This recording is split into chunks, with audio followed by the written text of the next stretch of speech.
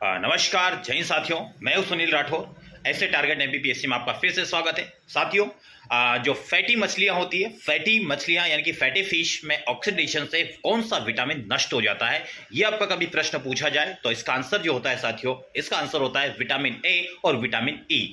साथियों, ये lipid oxidation माने जाते हैं या वसा के ऑक्सीडेशन से, क्योंकि इसमें वसा की मात्रा ज्यादा होती है और वसा जो होता है ऑक्सीडेशन की प्रोसेस से वसा का विनाश होता जाता है, जल्दी इजीली विनाश हो जाता है, जिससे सीधा सा आपका इफेक्ट पड़ता है विटामिन ए और विटामिन ई पर। ये दोनों ही प्रकार के पोषक तत्व क्या हो जाते हैं, खत्म हो जाते हैं। जानते हैं यहाँ पर विटामिन ए जो कि रेटिनॉल होता है, रेटिनॉल जो होता है ये साथियों इसका रासायनिक नाम है। और विटामिन ए की कमी से जो रोग होता है, रतौंधी रोग होता है, यानी कि रात में जिसे दिखाई नहीं देता है उसी को रतौंधी रोग कहा जाता है। और साथ ही साथ में जेलोफ्थैल्मिया रोग भी इससे होने वाला एक प्रमुख रोग है और आंखों की पुतलियों का सूजन आ जाता है। तो ये प्रमुख चीजें होती है साथियों। वही बात करें हम विटामिन ई का जो रासायनिक नाम होता है वो टोकोफेरोल होता है।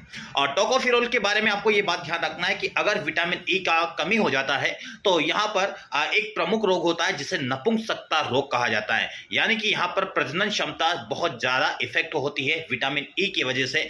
तो ये दो जो विटामिन से आपके विटामिन ए और विटामिन ई, इसका सबसे प्रमुख स्रोत फैटी मछलियां मानी जाती हैं। लेकिन फैटी मछलियों में ऑक्सीडेशन के प्रोसेस के माध्यम से यह सबसे जल्दी विनाश होने वाले विटामिन है विटामिन ए और विटामिन ई। ये दोनों विटामिन के बारे में पूरे अच्छे से जानकारी रखिएगा। इस प्रकार के प्रश्न भी आपका एफएस एग्जाम में देखने को मिल सकते हैं। धन्यवाद।